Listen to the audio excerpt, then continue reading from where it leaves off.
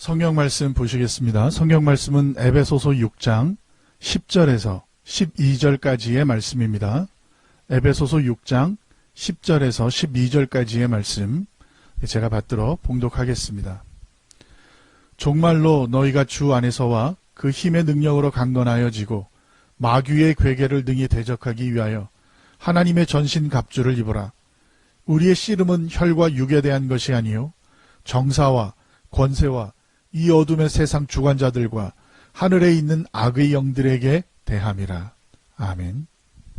네, 얼마 전 제주도에서 택시기사가 운전하다가 가벼운 접촉사고를 냈는데 징역 1년 6개월을 선고받았습니다. 그 이유가 무엇이냐면 보복운전이었기 때문입니다.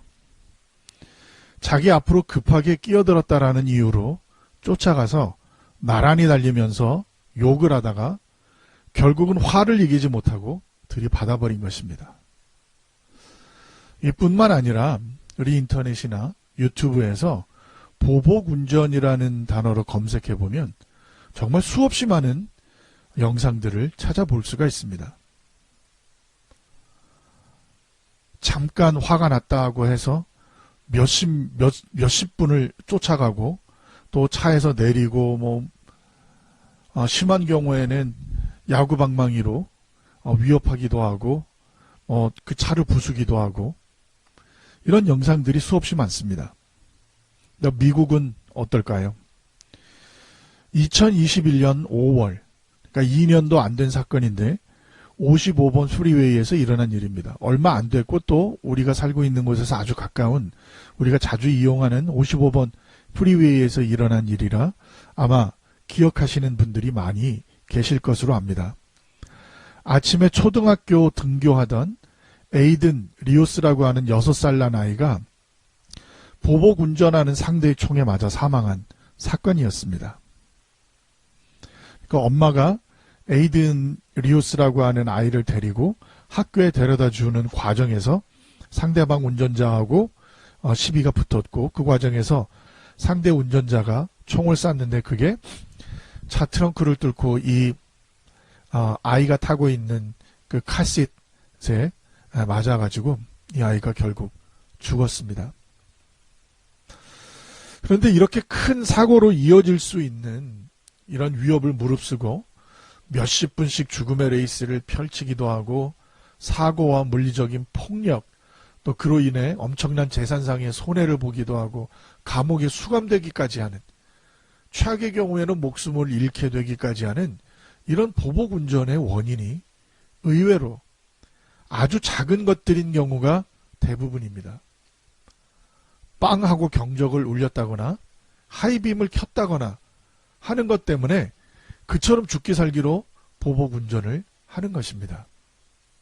물론 운전은 사고가 나면 다치거나 죽을 수 있기 때문에 이런 사건들이 발생하는 것은 아닐까 하는 생각을 했습니다. 그런데 생각해보면 꼭 그렇지만은 않습니다. 지금도 제가 기억나는 몇 가지 사건들이 있는데 30여 년 전에 공중전화를 오래 쓴다라는 이유로 시비가 붙어서 살인사건이 벌어졌던 기억이 있습니다. 그런데 그 자료를 찾아보니까 공중전화 오래 쓴다라는 이유로 살인이 난 게 그것뿐만이 아니었습니다. 여러 건이 있었습니다. 그러니까 또 하나 기억나는 것은 친구들끼리 화투를 치다가 이게 쌍피냐 아니냐 하는 걸로 시비가 붙어서 사람이 죽었는데 점당 10원짜리 고스톱판이었습니다. 그러니까 결국 10원 갖고 싸우다가 죽은 건데요. 말씀을 준비하면서 이 자료도 다시 한번 찾아보니까 이 사건뿐만 아니라 고스톱 치다 살인사건이 난 게 한두 번이 아니었습니다. 화투를 치다가 속임수를 썼다라는 이유로 그것 때문에 막 싸웠어요. 그랬더니 거기에 화가 내서 80 넘은 할머니가 이 동료 할머니들 6명에게 독약을, 그러니까 농약을 먹여서 2명이 죽고 4명이 크게 다치는 사건도 있었고요. 이쪽 동네와 우리 동네 규칙이 다르다. 그런 이유로 서로 싸우다가 살인이 난 경우도 있었고 어떤 경우는 돈을 땄는데 왜 개평을 2,500원을 안 주냐 하는 이유로 살인이 나기도 했습니다. 제가 이런 사건들을 언급하는 이유가 사람을 죽게까지 만드는 이 엄청난 일들의 원인이 어처구니 없을 정도로 사소한 것일 경우가 많다라는 것입니다.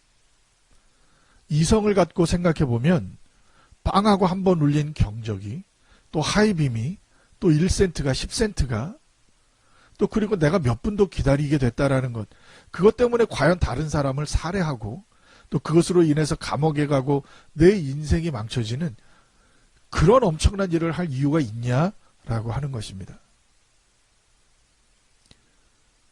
누구나 정상적인 사고로 생각했을 때는 그런 어리석은 선택을 하지 않을 것입니다. 그런데 직접 경험해보면 누구나 자신있게 나는 저런 어리석은 선택을 하지 않을 것이다, 그렇게 자신할 수만은 없습니다.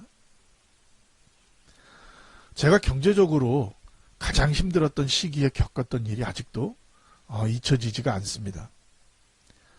그때 아버지, 어머니, 저와 집사람, 아들, 제 딸, 그리고 제 동생까지 7식구가 하우스 렌트를 해서 한 하우스에서 함께 살고 있었는데 더 저렴한 아파트로 서로 나눠서 이사를 하게 됐습니다.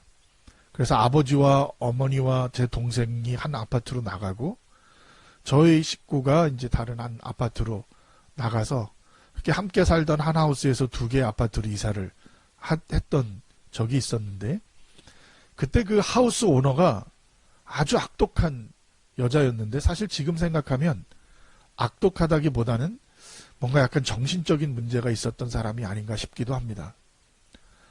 기본적으로 집주인으로서 할 수 있는 온갖 갑질들을 했는데 그건 그러려니 하고 이해를 했습니다. 그런데 집을 더럽게 쓴다느니 하는 이상한 트집을 많이 잡았는데, 사실 저희 어머니가 잠시도 그냥 가만히 계시지 않는 성격이기 때문에 하루 온종일 그냥 집안을 쓸고 닦고 하셔서 좀 제발 좀 쉬시라고, 그만 좀 하시라고 말린 게 한두 번이 아니었는데 집을 더럽게 쓴다고 하니까 참 기가 막혔습니다. 아무튼 결국 그 집을 나와서 이사를 하고, 이사를 했기 때문에 그 집을 들어갈 때 냈던 보증금, 그러니까 디파짓 한 거를 돌려받는 과정에서 정말 상상도 못할 수모를 당했는데, 제가 그 집주인에게 정식으로 사과를 하지 않으면은 디파짓을 못 돌려주겠다는 것입니다. 근데 그 시기가 말씀드렸듯이 제가 가장 어려웠던 시기였고, 그 디파짓을 돌려받아야 다음 달 월급 나오기 전까지 당장 먹고 살 수 있는 그런 돈인데 못 주겠대요. 물론 소송을 하면 얼마든지 돌려받겠지만 문제는 지금 당장 저는 그 돈이 필요하고, 그게 없으면 식구들 당장 밥을 굶을 상황이었기 때문에 정말 어떻게 할 수가 없어요. 너무 난감했어요. 그래서 제가 뭘 사과해야 되냐고 물어봤습니다. 그랬더니 젊은 사람이 말이야, 거짓말만 살살 하고 내가 그 얼마나 많은 걸 봐줬는데, 그렇게 얘기를 해요. 그러면서 저희가 계약할 때 식구가 7명이라고 해놓고 10대 명이 집에서 살았대요. 생각해 보니까 제 친구 목사님 가정이 한번 놀러 와서 함께 저녁 식사 했던 적이 있는데, 아마 그걸 보고 지금 그 가정이랑 저희가 같이 살아서 10대 명이 살았다는 거예요. 너무 기가 막혔어요. 그리고 제가 그 거짓말은 제가 무슨 거짓말을 했습니까? 그러니까 왜 한 아파트로 가족들이 다 같이 이사 나갔으면서 2 아파트로 갔다고 거짓말을 했냐요. 제가 그 어머니 아버지 아파트에서 나오는 걸 봤다고요. 정말 너무 기가 막혔습니다. 저희가 한 아파트로 이사를 가든 2개의 아파트로 이사를 가든 그게 도대체 무슨 상관인지를 모르겠는데, 아무튼 그런 거짓말을 했대요. 그래서 거짓말이 아니고 우리는 실제로 2 아파트로 갔고, 우리 각각 아버지 아파트 주소는 어디고 제 아파트 주소는 어디고, 저는 아버지 그 집에 가서 같이 밥 먹고 나온 거를 본 거고, 도대체 뭐가 문제냐. 그리고 10대 명이 산 적이 없다. 친구가 저녁 먹으러 한번 왔을 뿐이다. 뭐 이런 설명을 했는데 뭐 남의 말을 도대체 듣지를 않습니다. 제가 하는 말을 듣지를 않고 그러면서 무조건 뭐 어쨌든 사과를 하면 디파짓을 돌려주고 사과를 안 하면 디파짓을 못 돌려주니까 뭐 소송을 하든 뭘 하든 마음대로 하래요. 그때 제가 정말 제 인생에 있어서 가장 비참한 걸 느꼈던 순간이기도 했지만 그때 순간적으로 이해할 수가 있었습니다. 왜 사람들이 자기 인생을 그렇게 가치 없는 일을 통해서 망칠 줄 알면서도 그런 어리석은 선택을 하는지 순간 이해가 됐습니다. 그러면서 또 한 가지 이해됐던 심정이 뭐냐면 기독교인들에게 상처받은 사람이 기독교라고 하면 치를 떨고 쳐다보지 않는 그런 심정이 이해가 됐습니다. 그 여자 주인분이 누구나 이름을 대면 아는 한인 대형 교회의 권사라는 사실을 나중에 알게 됐습니다. 제가 만약 그 당시에 불신자였다면 그 여자 한 사람에 대한 그 역겨운 감정 하나만으로 아마 평생 기독교고 복음이라고 하는 그러면 쳐다보지도 않고 쓰레기 취급할 수 있겠다라는 그런 생각이 들었습니다. 오늘 말씀해 보면 우리의 싸움이 혈과 육에 관한 것이 아니라고 말씀하고 있습니다. 영어 성경 NIV와 NASB는 싸움을 스트러글이라고 번역했고 킹 제임스 버전은 레슬리라고 번역했습니다. 헬라어 성경에는 팔레라고 되어 있는데 이것은 싸움, 격투 이런 것을 의미하는데 그 중에서도 1대1로 붙어서 싸우는 권투나 격투기 같은 경기를 의미하는 단어입니다. 혈과 육은 헬라어로는 아이마와 사르카인데 영어 성경에는 flesh and blood로 번역되어 있습니다. 즉 육체를 가진 인간의 본성과 그 연약성을 의미하는 것입니다. 그럼 이걸 기초로 본문 말씀을 다시 한번 해석해 보면 우리는 인간적이고 육체적인 것이 아닌 영적인 싸움을 사탄과 1대1로 맞서 싸우고 있다라고 하는 것입니다. 여기서 중요한 것이 영적 싸움이 있다라는 것이고 그 싸움이 바로 우리가 싸워야 할 싸움이라는 것입니다. 우리는 가끔 이 부분을 오해하는 경우가 있습니다.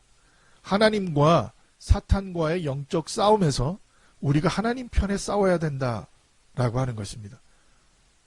이것은 엄청난 착각입니다. 사탄은 하나님과 감히 대적할 수 있는 존재가 아닙니다. 하나님과 싸움의 대상도 아니고 하나님의 라이벌도 아닙니다. 하나님과는 비교조차 될 수 없는 그러한 존재입니다. 영적 싸움이라는 것은 하나님과 사탄의 싸움이 아니라 우리와 사탄과의 싸움입니다. 우리가 사탄과 싸우는 싸움인데 그 우리의 싸움을 하나님께서 싸워주시는 것입니다. 이런 영적 전쟁의 전쟁터는 바로 우리의 삶입니다. 날마다 생활하면서 판단하고 선택하는 그러한 갈림길에서 사탄의 유혹을 물리치고 하나님의 통치를 받는 것이 영적 전쟁인 것입니다. 사탄의 전술 전략을 보면 결코 정면 공격을 하지 않습니다. 지금 당장 예수님을 부인하고 하나님을 부인해라 라고 공격하지 않습니다. 아주 작은 것, 내가 양보할 수 있는 것 하나부터 타협해 나갑니다. 순간적인 충동, 그 단 하나의 사건 때문만이 아니라 조금씩 순간 겪었던 억제할 수 없는 분노가 계속 쌓여가면서 자신의 선택이 결국 자신의 삶과 생명을 망쳐버릴 줄 몰라서가 아니라 끊임없이 되새기게 만드는 또 분노하게 만드는 사탄의 역사를 이겨내지 못하기 때문에 결국 쓰러지게 되는 것입니다. 그 집주인을 사건 이후 한 1, 2년 정도 지나서 중국 음식점에서 다시 만난 적이 있습니다. 집사람과 같이 짜장면, 짬뽕을 시켜서 먹고 있는데 그분이 남편과 한 7, 8살쯤 돼 보이는 손자 아이와 함께 들어와서 공교롭게도 저희 옆 테이블에 앉았습니다.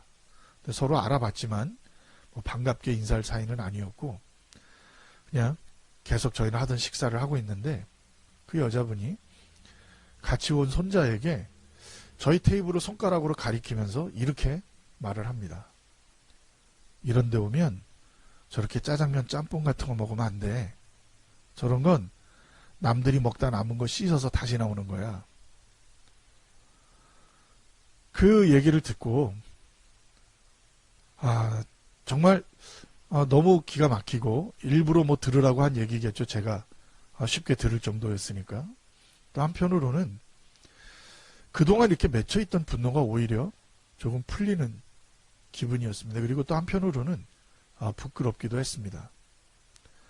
이렇게 세 사람이 같이 온 모습을 보면서 저 사람도 누군가에게는 아내이고 또 누군가에게는 엄마이고 또 그런 손자들에게는 할머니인데 그저 나와 생각이 좀 다른 그런 인간일 뿐인데 라고 하는 생각이 들면서 하나님은 사랑이시다. 이웃을 사랑해야 된다. 원수도 내 몸과 같이 사랑하라. 입으로 외친 그런 목사가 그처럼 참을 수 없는 분노의 몸소리 쳤다라고 하는 게 저 역시도 이런 사탄과의 영적인 그 전쟁, 영적인 싸움에서 사탄의 공격에 심각하게 노출돼 있고 그 공격이 거의 무방비로 당하고 있다라고 하는 것을 느꼈기 때문이었습니다. 우리는 영적인 전쟁을 치르고 있습니다. 그리고 그 전쟁을 어떻게 치러야 할지는 사실 우리 모두가 이미 너무나 잘 알고 있습니다. 하나님의 전신갑주를 입고 진리로 허리띠를 띠고 의의 흉배를 붙이고 평안의 복음에 예비한 것으로 신을 신고 모든 것 위에 믿음의 방패를 가지고 구원의 투구와 성령의 검으로 무장해야 하는 것입니다. 우리가 이렇게 기독교인으로서 말씀으로 기도로 우리가 무장되어 있어야 이런 영적 전쟁에서 이길 수 있다는 사실을 우리는 이미 알고 있습니다. 그럼에도 우리가 이런 영적 전쟁에서 순간순간 쓰러지고 넘어지고 또는 사탄에게 패배하는 이유는 우리가 이런 영적 전쟁에 대한 개념 자체를 잘못 갖고 있기 때문일 수 있습니다. C.S. 루이스는 사람들은 마귀에 대해 사탄에 대해 다음에 두 가지 중 한 가지 잘못을 범하고 있다라고 말을 합니다. 근데 그것은 사탄 마귀에 대해서 너무 지나치게 관심을 갖는 것이고 또 다른 하나는 사탄 마귀의 존재를 너무 무시해버리는 것이다 라고 말씀을 합니다. 저는 이것이 우리가 치러야 하는 영적 전쟁에서 정말 중요하게 마음에 새겨야 할 말씀이라고 생각합니다. 나를 나보다 훨씬 더 잘 알고 그러면서 능력 있는 영적인 존재가 나를 파멸시키기 위해서 전략과 전술을 가지고 치밀한 계획 아래 매일 공격하고 있는 것이 바로 영적 전쟁의 실체입니다. 이 싸움은 영적인 것이고 우리가 싸워야 할 싸움이며 지금도 매 순간 계속되고 있다는 사실을 우리가 기억해야겠습니다. 우리가 원하던 원하지 않던 사탄 마귀로부터 주어지는 이런 영적인 싸움은 우리가 매일 싸우며 나가야 합니다. 우리가 그런 싸움을 싸우고 있다는 사실을 인식하고 지각해야만 우리가 영적인 싸움에서 승리할 수 있습니다. 우리 모두가 그러한 그 중요성을 다시 한번 마음속에 새기시고 말씀으로 무장해서 그 싸움에 대비하는 저와 여러분이 되셔서 사탄과의 영적 싸움에서 항상 승리할 수 있는 저와 여러분 우리 모두가 다 되시기를 바랍니다. 네, 기도하겠습니다. 사랑의 아버지 하나님 감사합니다. 하나님의 크고 놀라운 은혜 가운데 우리가 영적인 싸움을 싸우는 가운데서도 하나님의 말씀을 의지하여 승리할 수가 있습니다. 하나님, 우리에게 힘과 능력과 은혜를 거두지 마시고 언제나 함께 하시고 우리가 하나님께 기도하는 가운데 사탄과의 영적 싸움 중에 있다라는 사실을 깨닫고 하나님, 언제나 하나님 말씀을 의지하여 그 싸움에 승리하는 삶을 살아가는 우리 모두가 될 수 있도록 하나님 도우시고 함께하여 주옵소서. 모든 말씀 예수님의 이름으로 감사하며 기도합니다. 아멘.